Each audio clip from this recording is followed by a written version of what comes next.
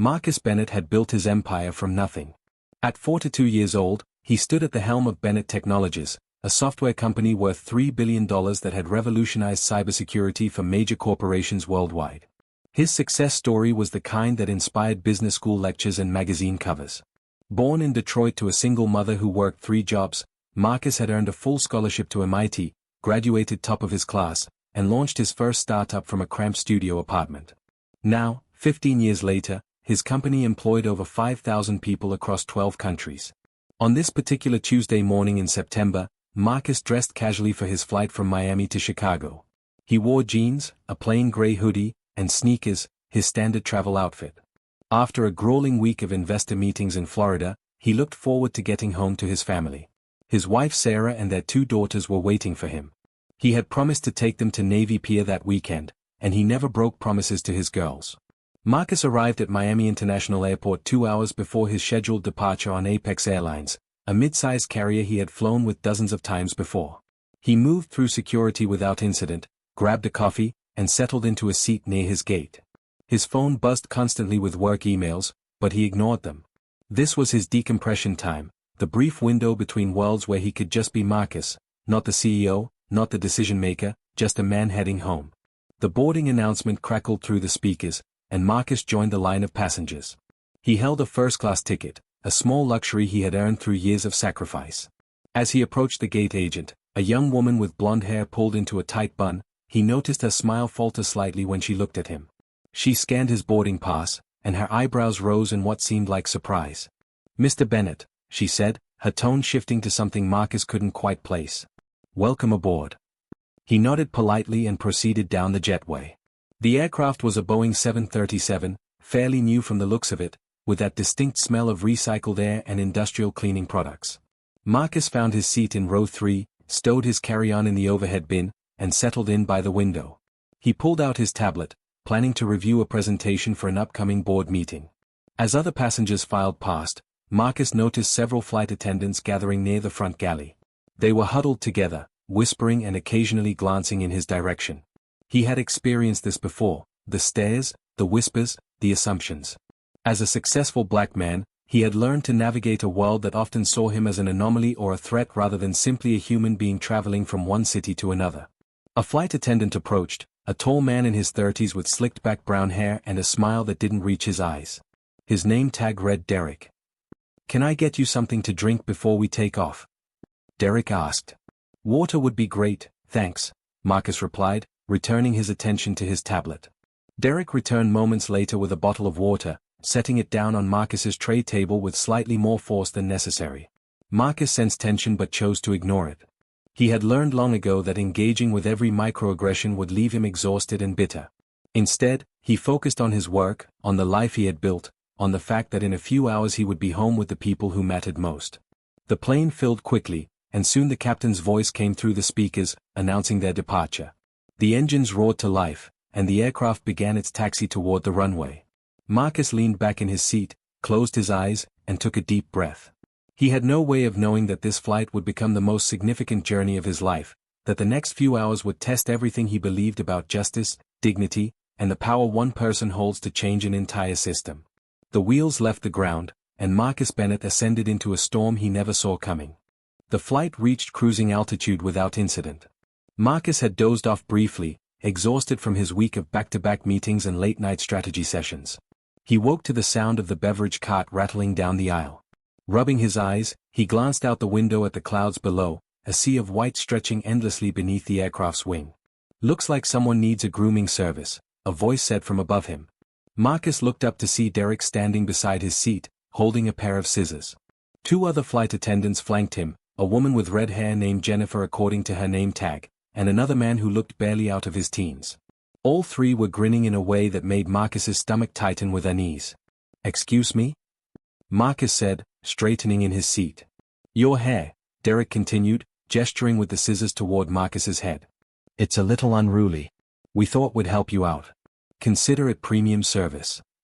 Marcus's hair was natural, worn in short locks that he maintained carefully. It was professional, clean, and a point of pride for him, a connection to his heritage and a rejection of corporate standards that demanded black men conform to Eurocentric appearance norms. He had fought battles in boardrooms to maintain his right to wear his hair as he chose, and he had won those battles through the quality of his work and the force of his character. "I don't need any help," Marcus said firmly, his voice low but clear. "Please step back." Instead of complying, Derek leaned closer. The other passengers in first class had gone quiet, watching the scene unfold with expressions ranging from curiosity to concern. Some were filming on their phones, though Marcus didn't notice yet. "Come on, don't be difficult," Jennifer chimed in, her voice carrying false sweetness. "We're just trying to help you look presentable. You know, professional." The word professional landed like a slap. Marcus had heard it before, always code for more white, always a suggestion that his natural appearance was somehow lacking. His jaw tightened, and he felt the familiar heat of anger rising in his chest, but he maintained his composure. "I'm going to ask you one more time to step away from me," Marcus said, his voice steady despite his racing heart. "What you're doing is inappropriate and racist." Derek's smile vanished, replaced by something uglier. "Racist? We're offering you a service. Maybe if you weren't so sensitive, you'd see we're trying to help." Before Marcus could respond, Derek reached forward with the scissors. The movement was quick, deliberate, and shocking in its audacity. Marcus felt the tug on his scalp as Derek cut through several of his locks, letting them fall onto Marcus's lap like severed limbs. The violation was so sudden, so complete, that for a moment Marcus couldn't process what had happened. Jennifer and the young male flight attendant laughed, actual, genuine laughter, as if they had just witnessed the punchline to a hilarious joke. Derek held up the scissors triumphantly, and that's when Marcus saw his reflection in the man's watch. Part of his hair was gone, cut unevenly, leaving a patch of exposed scalp that contrasted starkly with the rest of his locks. The rage that flooded through Marcus was primal. His hands gripped the armrest so tightly his knuckles turned pale. Every instinct screamed at him to stand, to physically remove these people from his space, to defend himself with force. But Marcus had navigated a world hostile to black men for 4 decades. He knew that any aggressive response, no matter how justified, would be used against him. The angry black man narrative would overshadow the assault he had just experienced. "You just assaulted me," Marcus said, his voice trembling with controlled fury. "You physically assaulted me on this aircraft." "It was just a joke," Derek said, though his expression had shifted to something more nervous. "You're overreacting." Several passengers had stood up now, their phones clearly recording. A man across the aisle, an older white gentleman in a business suit, spoke up. "That was completely out of line. I saw the whole thing." A woman too rose back at it. "He told you to stop. You assaulted that man." Derek's confidence wavered as he realized the tide had turned. He retreated toward the galley, the other flight attendants following. Marcus sat frozen in his seat, pieces of his hair still scattered across his lap, his hand moving slowly to touch the damaged area of his head. The physical pain was minimal, but the psychological wound cut deep. This wasn't just about hair. This was about being seen as less than human, as an object of mockery, as someone whose boundaries and dignity meant nothing. Marcus pulled out his phone with shaking hands and opened his camera, documenting the damage.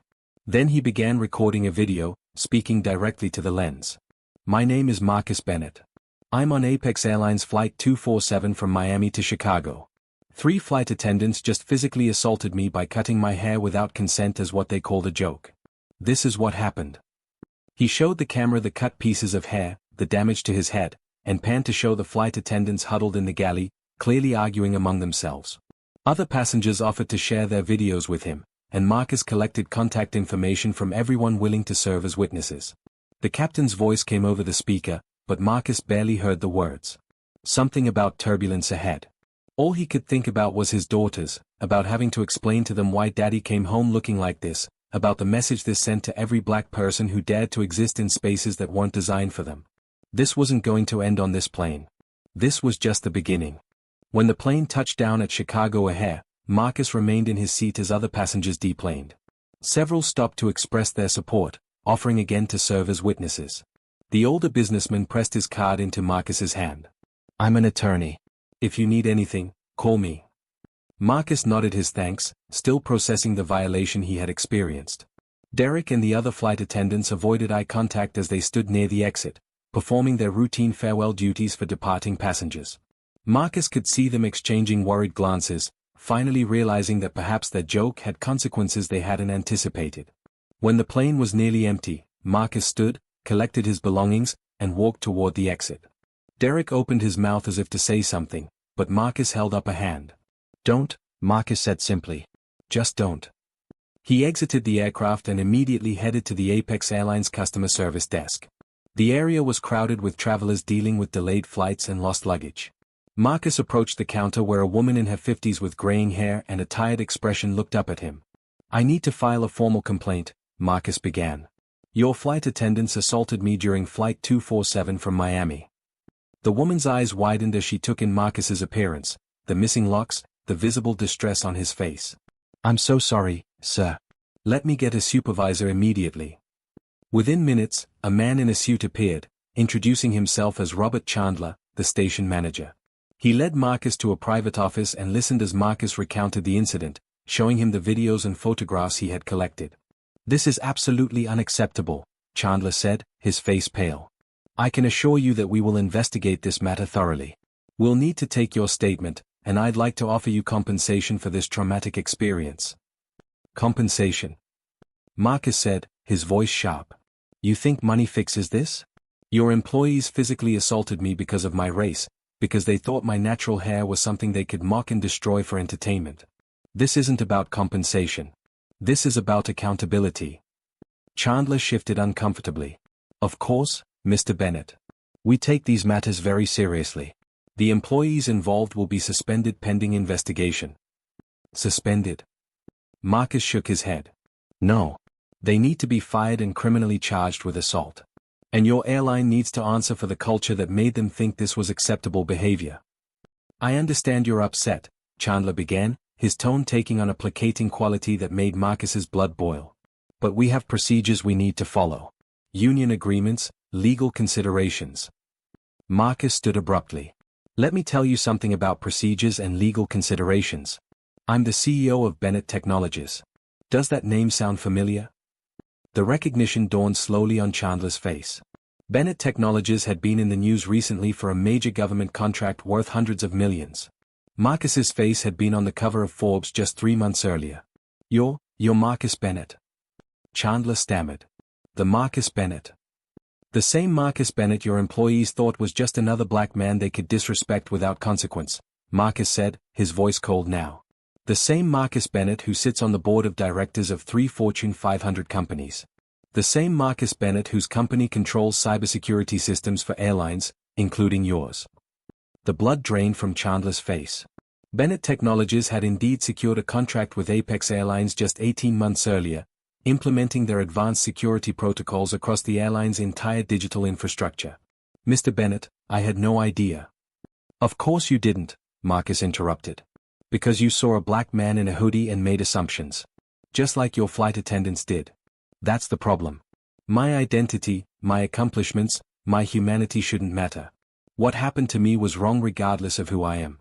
But since we're discussing who I am, let's talk about what happens next." Marcus pulled out his phone and made a call. "Sarah, I need you to get our legal team on the line. All of them. Yes, right now. And contact our PR department. We're about to go public with something big." He turned back to Chandler. "Here's what's going to happen. I'm filing criminal charges against Derek and the other 2 flight attendants. I'm suing Apex Airlines for assault, discrimination, and emotional distress. And I'm taking this story to every media outlet in the country. By tomorrow morning, everyone will know what happened on your flight." "Mr. Bennett, please," Chandler begged. "Let's discuss this. We can make this right." "You can't make this right," Marcus said. "What's done is done. But you can face the consequences. That's all that's left." Marcus walked out of the office, his phone already ringing with calls from his team. His legal department was mobilizing, his PR team was drafting statements, and his executive staff was preparing for the storm that was about to break. Marcus Bennett wasn't just angry, he was strategic. He had built an empire by being 10 steps ahead of everyone else, and now he was going to use every resource at his disposal to ensure that what happened to him never happened to anyone else. As he walked through the airport toward the exit, Marcus caught his reflection in a window. The missing locks, the damaged hair, it was a visible reminder of violation. But beneath that damage, Marcus saw something else: determination. This wasn't just about him anymore. This was about every black person who had been dehumanized, every person of color who had been treated as less than, every individual who had been violated and told to just laugh it off as a joke. The fight had just begun, and Marcus Bennett was going to win. By the time Marcus arrived home, the story had already begun to spread. One of the passengers had posted their video on social media with the caption, "Apex Airline staff assaulted a passenger by cutting his hair as a joke, this is disgusting." The video had been shared thousands of times within hours, and the comments section was exploding with outrage. Marcus's wife Sarah met him at the door, her face a mixture of concern and fury. She wrapped her arms around him, careful not to touch his damaged hair, and held him tightly. "I've been watching it blow up online," she said. "The whole world is seeing what they did to you." Their daughters, Maya and Zoe, ages 9 and 7, came running to greet him. They stopped short when they saw his hair, confusion crossing their young faces. "Daddy, what happened?" Maya asked, her voice small. Marcus knelt down to their level, fighting back the emotion that threatened to overwhelm him. "Some people did something very wrong to me today. But Daddy's okay, and I'm going to make sure they understand that what they did was not acceptable." Zoe reached up and gently touched the damaged area of his head. "Does it hurt?" "Not the way you think," Marcus said softly. "But yes, it hurts." That evening, Marcus's legal team assembled in his home office via video conference. His lead attorney, Patricia Morrison, a formidable woman who had won some of the most high-profile discrimination cases in the country, spoke first. "Marcus, we have enough evidence to bury them," she said. "Multiple witness videos, your own documentation, and a clear pattern of assault. But we need to discuss strategy. Apex Airlines will want to settle quickly and quietly. They'll offer substantial money to make this go away." "I don't want it to go away," Marcus said firmly. "I want accountability. Full accountability." His PR director, James Chen, chimed in from another screen. "The story is everywhere. CNN, MSNBC, Fox News, they all want interviews. Social media is on fire. The hashtag Justice for Marcus Bennett is trending #1 worldwide." Apex Airlines stock dropped 8% in after-hours trading. Marcus processed this information carefully. He understood power, how to wield it, when to use it, and what consequences came with it. This wasn't just about revenge. This was about creating change. "Set up a press conference for tomorrow morning," Marcus decided. "I want to control the narrative from the start. And Patricia, file everything, criminal charges, civil suit, the works. I want the Department of Transportation involved.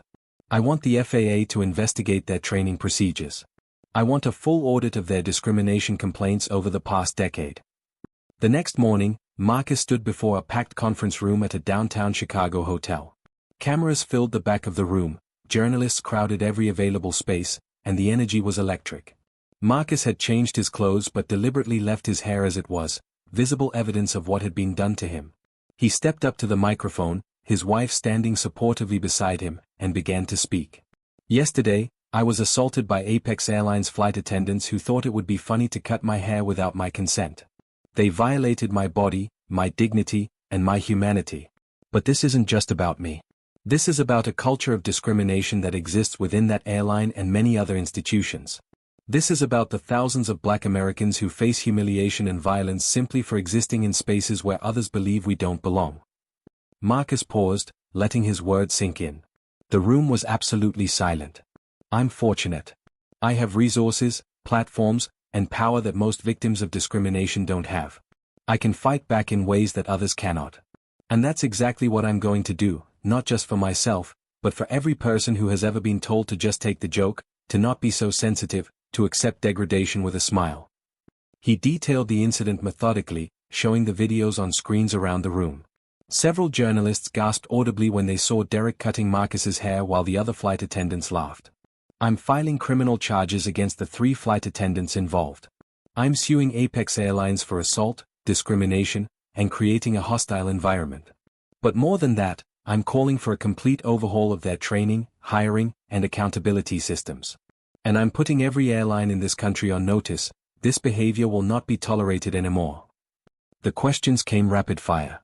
Marcus answered each one with precision and controlled emotion. Yes, this was about race. Yes, this was about respect. Yes, this was about the fact that in 2024, Black Americans still had to fight for basic dignity.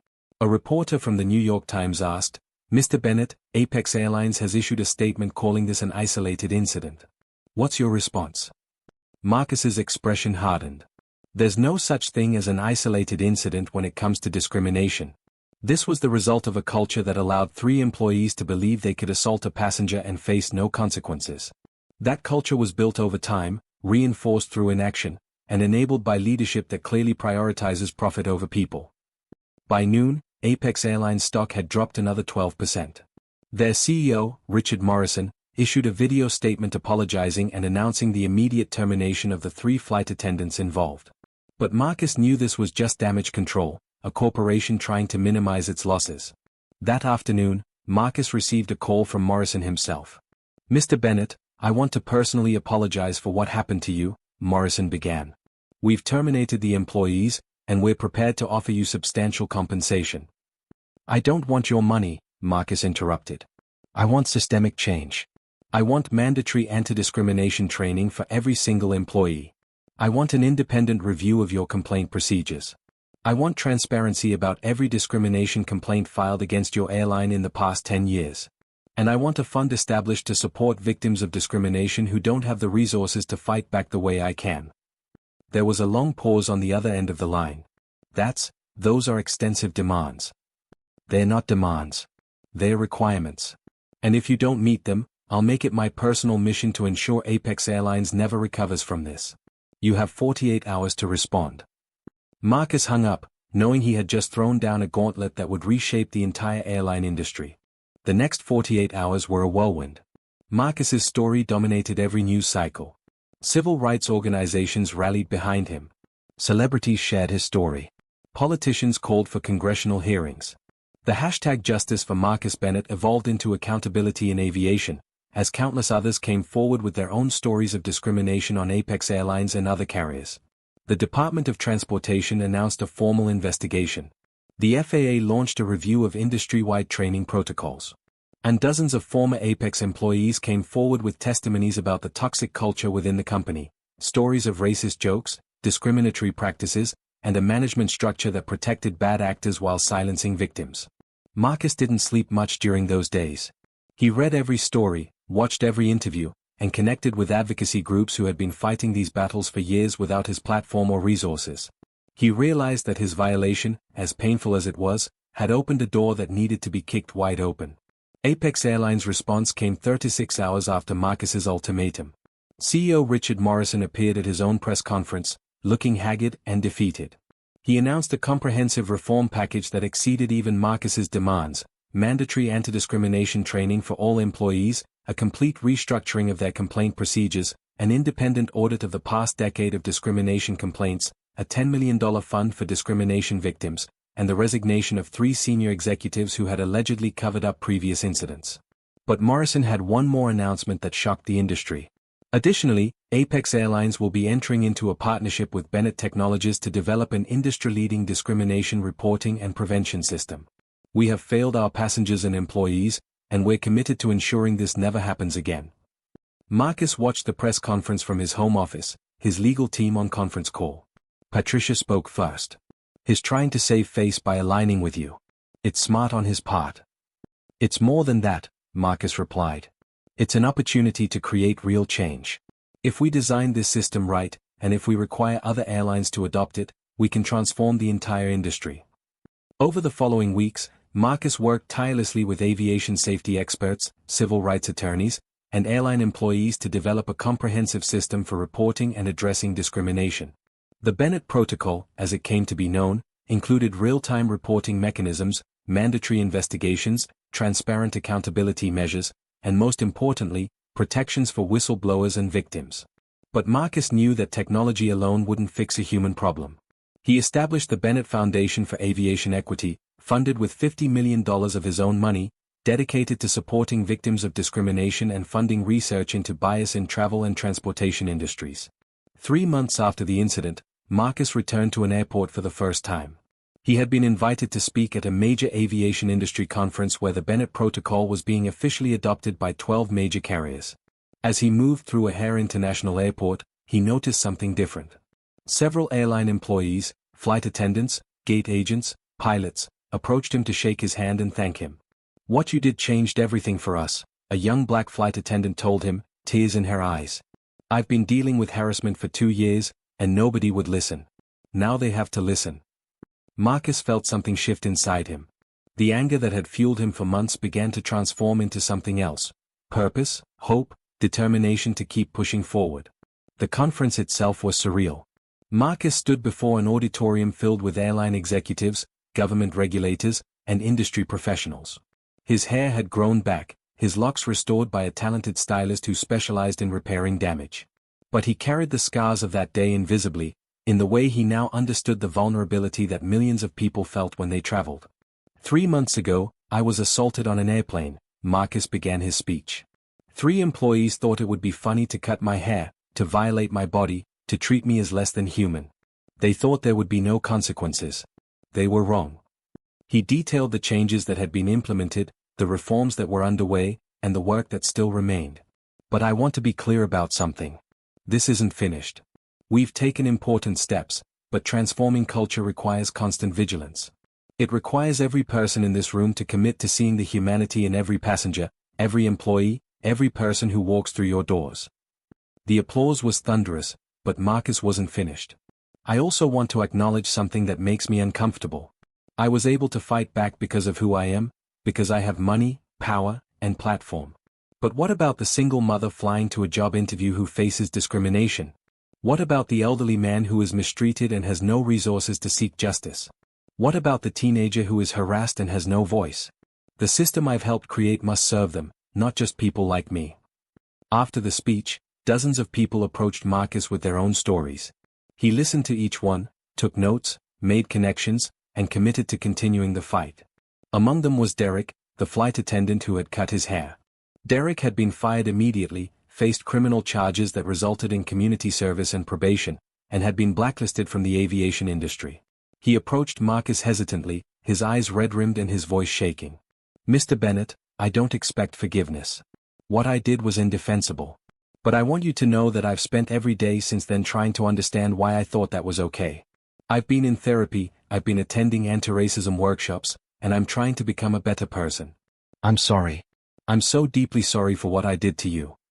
Marcus looked at this man who had violated him, who had treated him as less than human, who had laughed while cutting his hair. He felt many things: anger, disgust, sadness.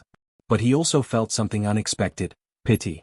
Derek was a product of a system that had taught him that such behavior was acceptable, that black bodies were fair game for mockery, that power meant the right to humiliate others. "I appreciate your apology," Marcus said carefully. "I hope your transformation is genuine. But understand this: my forgiveness, if it comes, is for me, not for you. You'll have to live with what you did. What matters now is what you do with that knowledge going forward." Derek nodded, tears streaming down his face, and walked away. Months turned into a year. The Bennett Protocol became industry standard across aviation. The foundation Marcus established supported hundreds of victims in their fights for justice. Apex Airlines implemented sweeping reforms and, while they never fully recovered their market position, they became a model for how corporations could respond to failure with genuine change rather than just public relations. Marcus's daughters watched their father transform his pain into purpose. Maya wrote an essay for school titled "My Daddy the Hero," about how her father took something terrible and made the world better. Zoe drew pictures of airplanes with hearts on them, her child's way of understanding that travel should be safe for everyone. On the 1-year anniversary of the incident, Marcus stood at a mirror in his home, running his hands through his fully restored locks. The physical damage had healed. The psychological scars remained, probably always would. But he had taken his pain and forged it into something powerful: a movement, a system, a foundation for change. His phone buzzed with a message from Patricia: "Just got word. The Department of Justice is using the Bennett Protocol as a model for anti-discrimination measures across all transportation sectors. Trains, buses, everything. You changed the whole system." Marcus smiled, a real smile that reached his eyes. He thought about all the people who had reached out to him, sharing their stories of discrimination and thanking him for giving them hope. He thought about the flight attendants who now had real protections. He thought about the passengers who could travel with a little more dignity. That evening, Marcus took his family to Navy Pier, fulfilling the promise he had made to his daughters all those months ago. As they rode the Ferris wheel, looking out over Lake Michigan with the Chicago skyline glittering in the distance, Zoe leaned against him. "Daddy, did you make things better?" she asked. Marcus thought about the question carefully. Better was relative. Discrimination still existed. Racism still existed. But there were more protections now, more accountability, more recognition that every person deserved dignity and respect. I tried, baby girl, Marcus said, hugging her close. And I'm going to keep trying. As the Ferris wheel reached its peak and the city spread out below them, Marcus Bennett understood something fundamental. Transformation wasn't a destination, it was a journey. The fight for justice, for dignity, for basic human respect, it didn't end. It evolved, it adapted, it continued. And he would be part of that continuation for the rest of his life. The airline wasn't literally shut down, but it had been fundamentally transformed. The flight attendants weren't just fired, they became symbols of a reckoning that rippled through an entire industry. And Marcus Bennett wasn't just a victim, he became an architect of change, using his pain as the foundation for a better future. His hair had grown back, but he would never forget the moment it was taken from him. That violation lived in him, a reminder of vulnerability and resilience, of how quickly dignity can be stripped away and how powerfully it can be reclaimed. He touched his locks one more time, feeling their weight, their history, their meaning. They were more than hair. They were identity, heritage, choice, and freedom. And nobody would ever take that from him again.